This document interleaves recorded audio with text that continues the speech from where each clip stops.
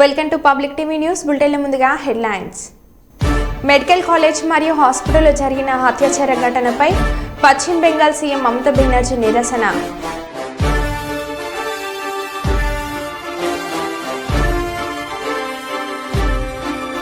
OCT camp కార్యాలయం ప్రజలకు ఎల్లవేళలా కొండ కుటుంబం అండగా ఉంటుంది. మాజీ ఎమ్మెల్సీ కొండ మురళీధర్.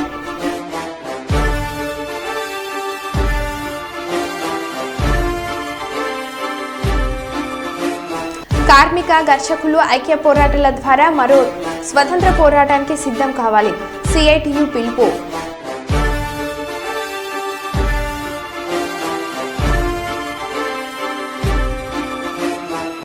మెదక్ జిల్లాలో కుండపోత వర్షం.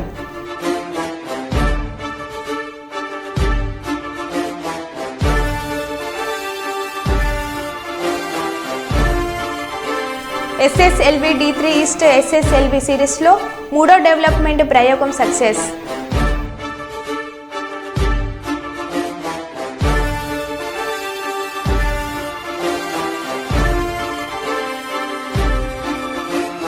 ఇక వివరాల్లోకి వెళ్తే, ఢిల్లీలో ఉన్న తెలంగాణ ముఖ్యమంత్రి రేవంత్ రెడ్డితో ప్రఖ్యాత ఫాక్స్కాన్ సంస్థ చైర్మన్ యంగ్లు భేటీ వీడియో.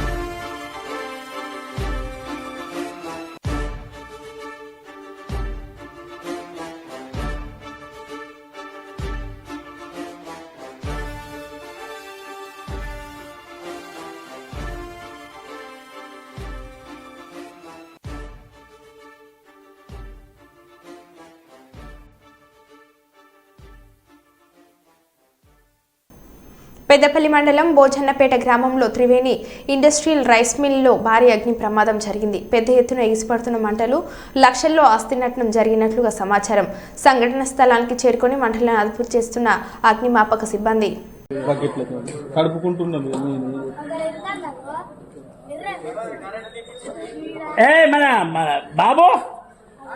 బాగా లేస్తుంది ఒకటేసారి మంట బాగా అయితే చెడు ఫుల్ అవుతుంది.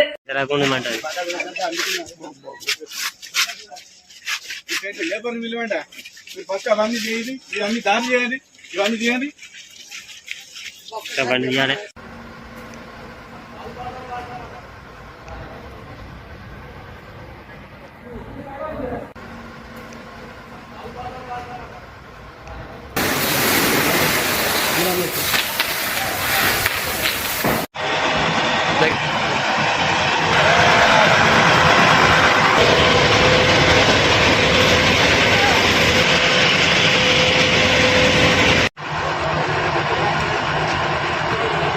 చేస్తారు.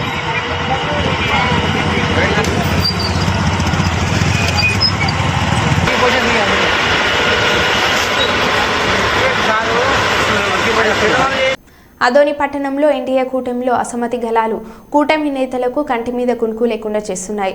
2-3 నియోజకవర్గాల్లో టీడీపీలోని అంతర్గత పోరు, బీజేపీ ఇన్ఛార్జ్ కూటమి ఎమ్మెల్యే పార్థసారథి వాల్మీకి టీడీపీ పార్టీకి సహకరించకపోవడంతో టీడీపీ కేడర్లో గందరగోళ పరిస్థితి నెలకొంది. పట్టణంలో వివిధ అభివృద్ధి శంకుస్థాపన ప్రభుత్వ కార్యాలయాల్లో ఎమ్మెల్యే పార్థసారథి వివిధ కార్యక్రమాల్లో పాల్గొనడంపై కూటమిలో టీడీపీ జనసేన అసమ్మతి సెగలు విసురుతుంది. మీటింగ్స్ తదితర కార్యక్రమాలకు టీడీపీ జనసేన వారికి ఎటువంటి సమాచారం ఇవ్వకుండా లేదు. టీడీపీ జనసేన బీజేపీ పార్టీ నాయకులను అందరినీ కూడా పార్టీలకు అతీతంగా కలిసి అదోని అభివృద్ధికై పాటుపడాలని టీడీపీ ఇన్ఛార్జ్ మీనాక్షి నాయుడు తెలియజేశారు. అన్ని ఎన్నికల్లో గెలవడానికి తగిన విధంగా ప్రిపేర్ అవ్వాల్సిన అవసరం ఉంది. వైఎస్ఆర్సీపీ పార్టీలో ఉన్నటువంటి నాయకుల్ని, కార్యకర్తల్ని ఎవరైతే భారతీయ జనతా పార్టీ ఆలోచన విధానం నచ్చి మా దగ్గరికి వస్తున్నారో వాళ్ళని తీసుకునే హక్కు మాకుంది. 100% తీసుకుంటాం కూడా, ఇది కొనసాగిస్తాం కూడా. వైఎస్ఆర్సీపీ పార్టీ చేతిలో నలిగిపోయినటువంటి కార్యకర్తలు ఈరోజు మా దగ్గరికి వచ్చి చెప్తా ఉన్నారు, ఏమండి మేము అక్కడికి అసలు ఉండలేము, ఆ పరిస్థితి కాదు, మీ పార్టీలోకి వస్తాం, దయచేసి మేము కూడా మంచి రాజకీయాలు చేస్తామని అనుకునే అడిగే వాళ్ళందరినీ కూడా తప్పనిసరిగా పార్టీలోకి తీసుకుని మా బలాన్ని పెంచుకునే ప్రయత్నం చేస్తాం. ఈసారి 53% కూటమికి ఓట్లు వచ్చినాయి. వచ్చేసారి 75% ఓట్లు కావాలనే కోరుకుంటాం కదా. ఆ విషయంలో మేము ఎక్కడ తగ్గే ప్రశ్న లేదు. వచ్చిన వాళ్ళందరినీ కూడా తప్పనిసరిగా చేర్చుకుంటాం. పార్టీ బలాన్ని పెంచుకోవడం అనేది వ్యూహంలో భాగమే, అంతే తప్ప ఇంకో ఉద్దేశం కాదు. రెండోది కూడా చెప్తా ఉన్నాను. ఇప్పుడు వైఎస్ఆర్సీపీ నాయకులు ఎవరైతే కార్యకర్తలు మా దగ్గరకు వస్తున్నారో వాళ్ళంతా గత ఎన్నికల్లో మాకు వ్యతిరేకంగా పనిచేశారు. గత ఎన్నికల్లో మేము ఓడిపోవాలని ప్రయత్నం చేశారు. వాళ్ళందరికీ కూడా వచ్చినప్పుడు కూడా స్పష్టంగా చెప్తాను, మీరు వెంటనే మీకు ఎటువంటి ప్రభుత్వం దగ్గర నుంచి లబ్ధి కానీ మా వైపు నుంచి ఏమీ ఆశించకండి. మీరు నిజంగా నిజాయితీ పరులు అయితే ఒక 6 నెలలు, సంవత్సరం కష్టపడి పని చేయండి పార్టీ కోసం. తర్వాత మీ ఆలోచన విధానాన్ని చూసి, మీ నడవడికను చూసి మిమ్మల్ని ప్రోత్సహిస్తాము, అప్పుడు పదవులు ఇస్తాము అని చెప్తా ఉన్నాం. సో పార్టీని పెంచుకోవాల్సిందే. మీరే చెప్తా ఉన్నారు భారతీయ జనతా పార్టీ బలం తక్కువగా ఉంది, మిగతా పార్టీల బలం ఎక్కువగా ఉందని. తప్పనిసరిగా మా పార్టీ బలాన్ని విశేషంగా పెంచుకుంటాం, దాంట్లో ఏమనుమానం లేదు. పార్టీ అంశాలని, పార్టీలో చేరికలని నేను 100% సమర్థించుకుంటాను. ఎందుకంటే పార్టీ బలాన్ని పెంచుకోవాలి. పార్టీ బలాన్ని ఎక్కడి నుంచి పెంచుకోవాలి కదా. మిగతా పార్టీల్లో ఎవరైనా బలవంతులు ఉంటే వాళ్ళందరినీ, లేదా మిగతా పార్టీల్లో ఎవరైనా పార్టీ కోసం సీరియస్గా పనిచేసే వాళ్ళని మేము తీసుకొని పెంచుకోవాల్సిన అవసరం ఉంది. అలా ఈరోజు 78వ స్వాతంత్ర దినోత్సవం సందర్భంగా మరి జాతీయ పతాకాన్ని ఎగరవేస్తూ ఈరోజు గతంలో ఉన్న పార్టీ ఆఫీసు అందరికీ అనుకూలంగా లేనందువల్ల ఈరోజు నూతన పార్టీ ఆఫీసు మా పార్టీ వ్యవస్థాపక అధ్యక్షుడు గౌరవనీయులు కీర్తిశేషులు నందమూరి తారక రామారావు గారికి నివాళులు అర్పిస్తూ ఈరోజు పార్టీ ఆఫీసు ఓపెన్ చేసుకోవడం జరిగింది. మరి ఈ సందర్భంగా నాయకులు, కార్యకర్తలు అందరూ కూడా ఈ 2 ప్రోగ్రాములకు అటెండ్ కావడం జరిగింది. ఈ ప్రోగ్రాంకి విచ్చేసిన మీడియా సోదరులందరూ కూడా ప్రత్యేకంగా ధన్యవాదాలు తెలియజేస్తున్నారు. మీరేమన్నా అడిగితే ప్రధానమైన అంశాలు అనేది ఏమీ లేదు. ఇప్పుడు గవర్నమెంట్ మారినాక కొన్ని వ్యవస్థలు మారుతూ ఉంటాయి. అటువంటివి ఏవైతే ఉన్నాయో అవి దాని విషయం కూర్చొని ఒక రేషియో మాట్లాడుకున్నాం. ఆ రేషియో ప్రకారము ఆ పదవులు పార్టీని నమ్ముకున్న కార్యకర్తలకి ఏర్పాటు చేయడం జరుగుతుంది. దాంట్లోన కొద్దిగా వాళ్ళ అవుట్కి మేము క్లియర్గా కూర్చొని అవుట్కి చేసుకున్నాం.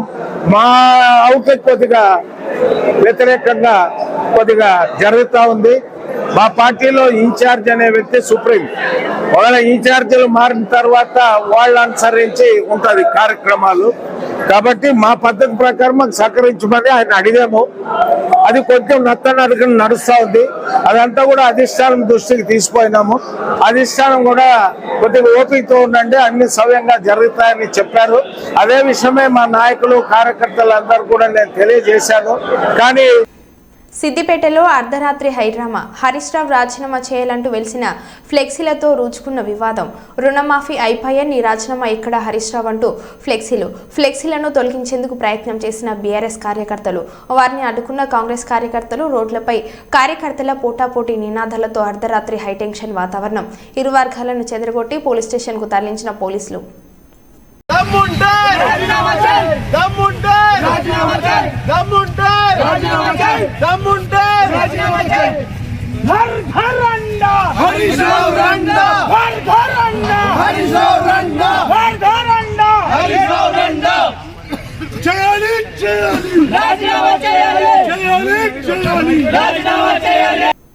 ఆర్జీకేఆర్ మెడికల్ కాలేజ్ అండ్ హాస్పిటల్లో జరిగిన హత్య ఘటనపై పశ్చిమ బెంగాల్ సీఎం మమతా బెనర్జీ నిరసన.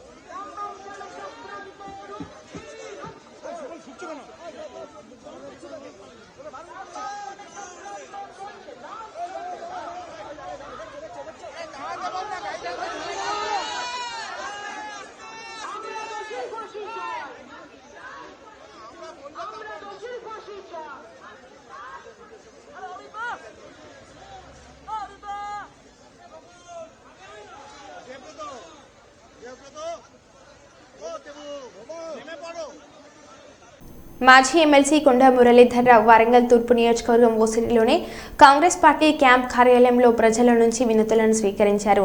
వరంగల్ తూర్పు నియోజకవర్గంతో పాటు ఇతర ప్రాంతాలకు చెందిన ప్రజలు కొండా మురళీధర్ రావుని కలిసి తమ సమస్యలను పరిష్కరించవలసిందిగా విజ్ఞప్తులు చేశారు. మురళీధర్ రావు ప్రజల నుంచి వినతులను స్వీకరించి సంబంధిత అధికారులతో మాట్లాడి వీలైనంత వరకు సమస్యలను ఫోన్లోనే పరిష్కరించారు. పలు సమస్యలపై అధికారులకు సూచనలు చేశారు. ప్రజలు ఏ సమస్యలున్నా తన దృష్టికి గానీ మంత్రి గారి దృష్టికి తీసుకురావాలని ప్రజలకు ఎల్లవేళలా కొండ కుటుంబం అండగా ఉంటుందని మాజీ ఎమ్మెల్సీ కొండా మురళీధర్ రావు మరోమారు ప్రజలకు స్పష్టం చేశారు. ఉచిత బస్సులు పెట్టిన దగ్గర నుంచి మేము చూస్తూ ఉన్నాము. ఉచిత బస్సుల మీద మీరు చాలా హాస్యాస్పదంగా పెద్ద పెద్ద జోకులు వేస్తూ మేమేదో పెద్ద హీరోలం అనుకునే పద్ధతిలో మీరు మాట్లాడడం ఏదైతుందో అది చాలా తప్పు. కేటీఆర్ చాలా తప్పు. ఈరోజు నిరుపేదలు ఒక తల్లిగారింటికి వెళ్ళాలన్నా కూడా భర్తను మరి కిరాయికి ఛార్జీలు అడుక్కొని అత్తనో మామనో అడుక్కొని పోయేటువంటి పరిస్థితి గతంలో ఉండే.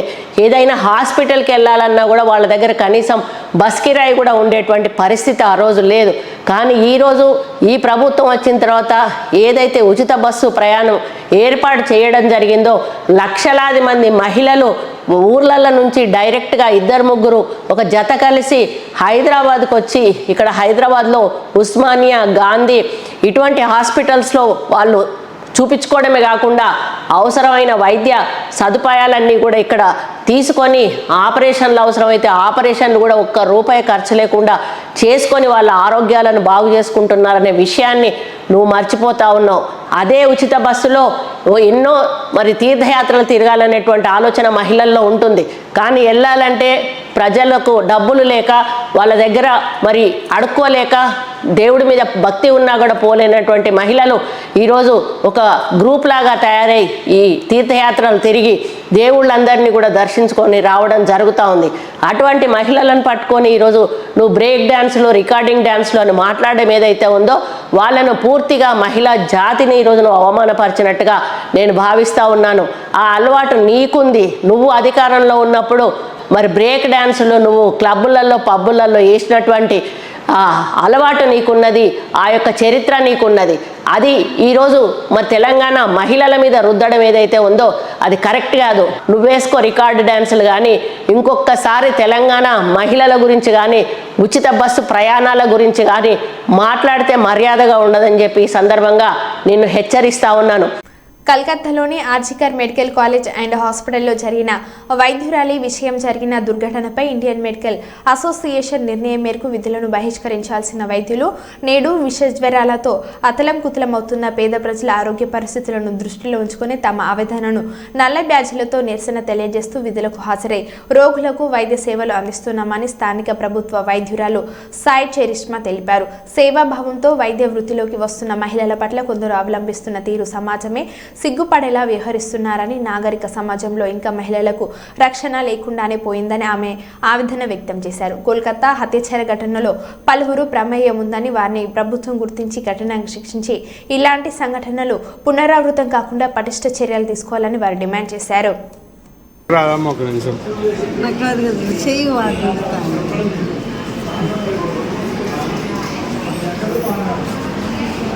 నేను డాక్టర్ సాయి చెరిష్మా ఇల్లందు గవర్నమెంట్ హాస్పిటల్లో వర్క్ చేస్తున్నాము. అయితే కోల్కతాలో జరిగిన ఇన్సిడెంట్కి నిరసన ప్రకటిస్తూ ఈరోజు ఐఎంఓ అండ్ ఐడియా అన్ని సంఘాలు, మెడికల్ సంఘాలు అన్నీ ఈరోజు డ్యూటీస్ నుంచి విరామం తీసుకుందామని ఒక డే తీసుకున్నారు. కాకపోతే ఇప్పుడు ఆ ఇన్సిడెంట్కి తప్పనిసరిగా న్యాయం జరగాలి అని చెప్పి మేము ప్రొటెస్ట్ చేస్తున్నాము. డాక్టర్స్కి, ఆడవాళ్ళకి సెక్యూరిటీ ఉండాలి, వాళ్ళకి ఎలాంటి హామీ జరగకూడదు, ఎవరి తరపున నుంచి ఎలాంటి ఇబ్బంది డాక్టర్స్కి కానీ ఆడవాళ్ళకి కానీ జరగకూడదు అని ఈ నిరసన ప్రకటిస్తున్నాము. అయితే ఇప్పుడు వచ్చే ఫీవర్స్ కారణంగాను ఇప్పుడు ఇక్కడ ప్రజలకి ఇబ్బంది కలగకుండా ఈ ప్రొటెస్ట్ చేస్తూ ఈ బ్లాక్ బ్యాడ్జ్ పెట్టుకొని మేము మా డ్యూటీస్ని నిర్వహిస్తున్నాము. కాబట్టి అందరూ సపోర్ట్ చేస్తారని కోరుకుంటున్నాము. జగనన్న కాలనీలో దొంగలు, భయభ్రాంతులకు గురవుతున్న కాలనీవాసులు. ఇబ్రహీంపట్నం జగనన్న కాలనీలో దొంగతనాలు జరిగాయి. ఒక 2 వీలర్ బైక్ను దొంగలించిన 2 దొంగలు ఇబ్రహీంపట్నం పోలీసులను ఆశ్రయించిన బాధితులు.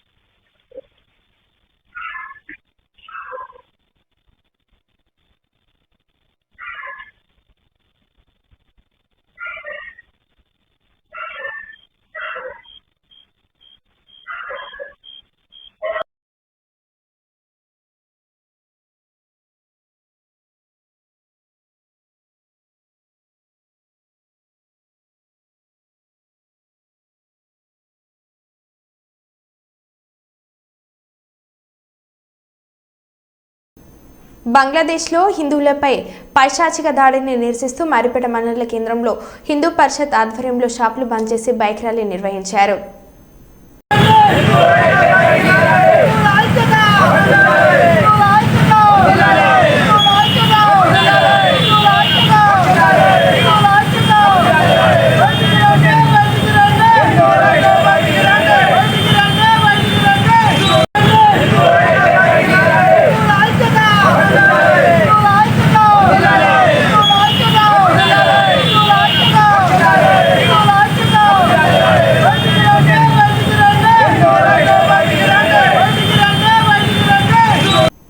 నూతన డిఎస్సి కార్యాలయానికి స్థలాన్ని జిల్లా కలెక్టర్ సుమిత్ కుమార్, టీడీపీ కుప్పం నియోజకవర్గం సమన్వయ committee chairman MLC doctor Konchela Srikanth, కడ projector director Vikas Marmat, doctor Suresh Babu శుక్రవారం స్థలాన్ని పరిశీలించారు. కుప్పం మున్సిపాలిటీ పరిధిలోని కొత్తపేటలో గత మార్కెట్ కొన్నేళ్లుగా నిరుపయోగంగా మారింది. దీంతో కుప్పం కొత్తపేటలో నూతన డిఎస్సి కార్యాలయాన్ని ఏర్పాటు చేసేందుకు స్థలాన్ని వారు పరిశీలించారు. గతంలో కొత్తపేటకు వెళ్లేందుకు రైల్వే గేట్ మార్గంలో వెళ్లేవారు. ప్రజలు కొత్తపేటకు వెళ్లేందుకు రైల్వే అండర్ బ్రిడ్జ్ ఏర్పాటు చేయడంతో రైల్వే గేటు ఉన్న చోట్లో అడ్డంగా గోడౌన్ రైల్వే అధికారులు నిర్మించి రాకపోకలు ఆపివేయడాన్ని ప్రజలు కలెక్టర్ దృష్టికి తీసుకువచ్చారు. దీంతో జిల్లా కలెక్టర్తో పాటు ఎమ్మెల్సీ కంచెల శ్రీకాంత్ నిర్మాణాన్ని పరిశీలించారు. SSLV D3 ఈస్ట్ SSLV సిరీస్లో 3వ డెవలప్మెంట్ ప్రయోగం సక్సెస్ అయింది. శ్రీహరికోట సతీష్ ధామన్ సెంటర్లోని మొదటి లాంచ్ ప్యాడ్ నుంచి SSLV D3 ప్రయోగించారు. శాటిలైట్ను శుక్రవారం ఉదయం విజయవంతంగా కక్షలోకి ప్రవేశపెట్టినట్టు ISRO chairman doctor S Somanath వెల్లడించారు. 175.5 కిలోల బరువు ఉన్న ఈ OS-8 శాటిలైట్ విపత్తు పర్యవేక్షణ, పర్యావరణ పరిరక్షణ, రక్షణ రంగానికి సంబంధించిన అంశాలను చక్కబెట్టనుంది. ఏడాది పాటు సేవలందించేలా ఈ OS-8ను రూపొందించారు. ప్రయోగం సక్సెస్ కావడంతో శాస్త్రవేత్తలు ఇస్రో చైర్మన్ కు శుభాకాంక్షలు తెలిపారు. Sleek rocket soaring through the skies. जी हाँ, यह सफलतापूर्वक उत्थापन SSLV D3 लॉन्च व्हीकल का और यह अपने उद्दिष्ट दिशा की ओर बढ़ चला है. వరంగల్ జిల్లా నర్సంపేట పట్టణంలోని నడిబొడ్డున ఉప్పలయ్య అనే వ్యక్తి 30 ఏళ్ల నుంచి నడిపించిన హోటల్ ఇప్పుడు భారత ప్రభుత్వ గుర్తింపు లభించింది. అక్కడ దొరికే రుచికరమైన, నాణ్యమైన ఇంటి భోజనం అతి తక్కువ ధరలకే లాభాపేక్ష లేకుండా అందిస్తున్నారు. ఈ హోటల్కు భారత ప్రభుత్వం ministry of statistics programme implementation నుంచి రీజనల్ హెడ్ ఆఫీస్ హైదరాబాద్ ద్వారా అవార్డు వచ్చింది.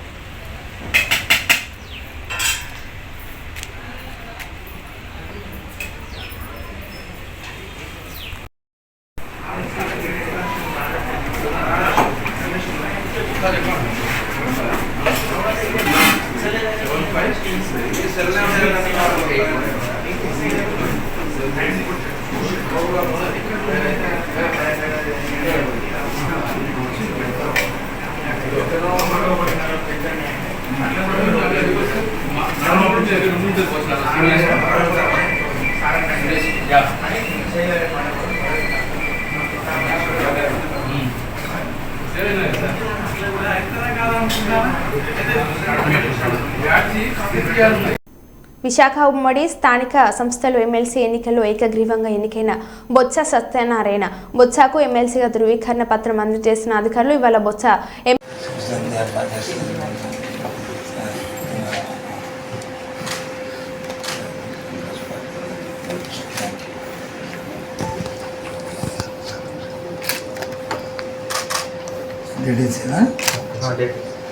Next meeting.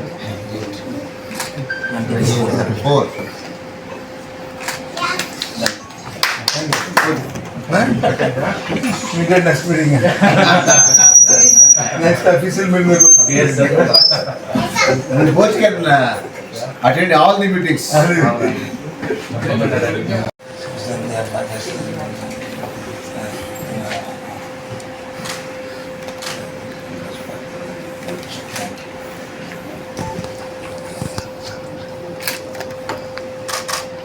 Details, huh?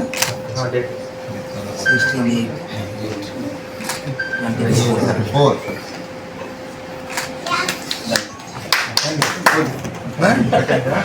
We get next meeting.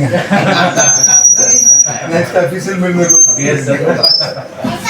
Both can attend all the meetings. శ్రీధరన్న కొద్దిగా కొద్దిగా ఫోటో ఉంటుంది కొద్దిగా వెనక్కి నీకు ఇంకే వీళ్ళు వస్తారు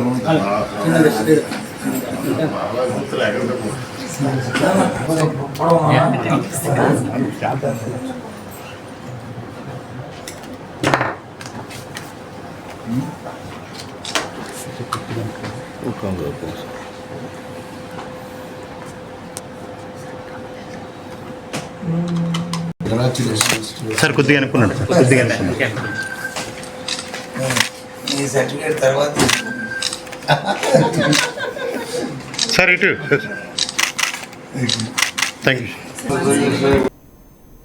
మరో బులెటిన్లో మళ్ళీ కలుద్దాం. Stay tune.